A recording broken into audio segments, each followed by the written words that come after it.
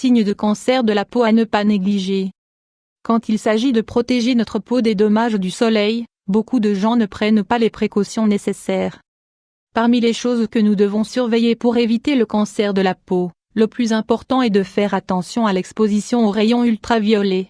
Ils peuvent provoquer des dommages significatifs sur la peau, en plus des rides et des taches dues à l'âge. Les différents types de cancer de la peau. Avant de commencer à parler des signes du cancer de la peau qu'il ne faut pas négliger, il est important de savoir qu'il existe deux types de cancer de la peau, le mélanome et le non-mélanome. Le mélanome est le cancer de la peau le plus agressif, mais aussi le plus rare. Il est dangereux car il commence dans les couches les plus profondes de la peau. Lorsque ce type de cancer apparaît, il peut s'étendre à d'autres zones et organes du corps. D'autre part, le non-mélanome génère des changements dans la base cellulaire et c'est le type le plus courant et le moins agressif.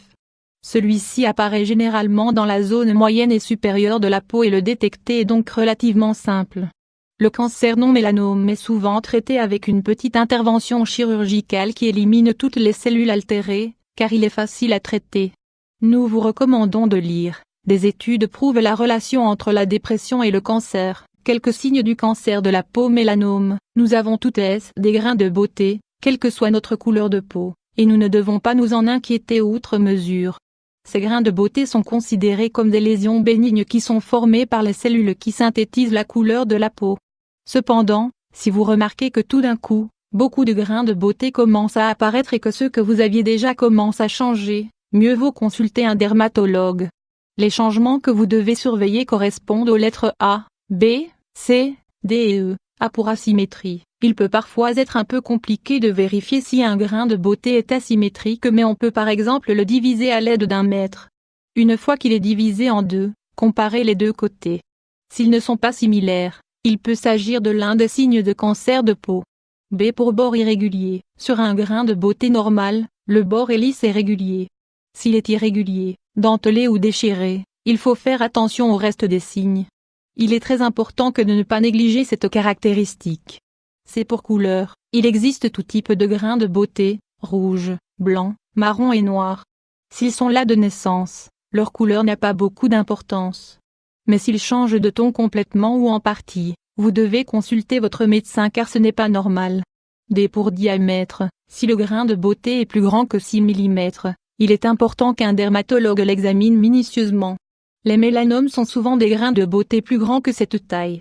E pour évolution, n'importe quel changement dans une tache ou un grain de beauté existant est quelque chose qu'il faut examiner avec soin. Cela inclut toute variation dans la taille, la forme, la couleur ou si le grain de beauté saigne sans raison. Parfois, il peut même commencer à disparaître.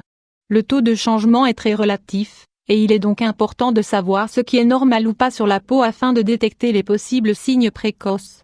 Quelques signes du cancer de la peau non mélanome. Comme nous l'avons dit précédemment, le mélanome est la variante la plus dangereuse du cancer de la peau.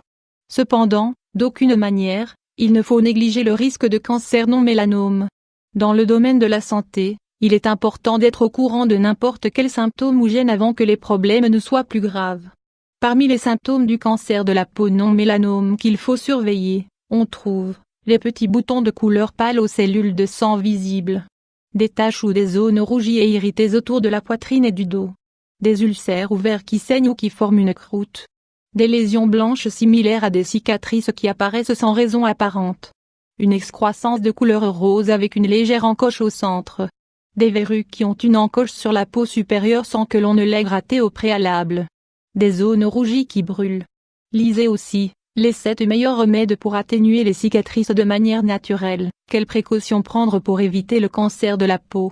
Nous savons que nous ne pouvons pas être complètement à l'abri de toutes les maladies. Surtout lorsqu'elles sont en lien avec des facteurs externes, comme le climat ou le soleil.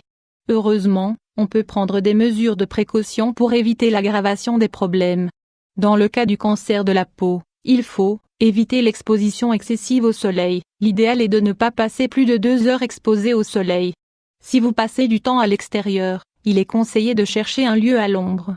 Toujours utiliser un protecteur solaire. Il existe aujourd'hui une large gamme de crèmes solaires qui s'adaptent à tous les goûts et envies.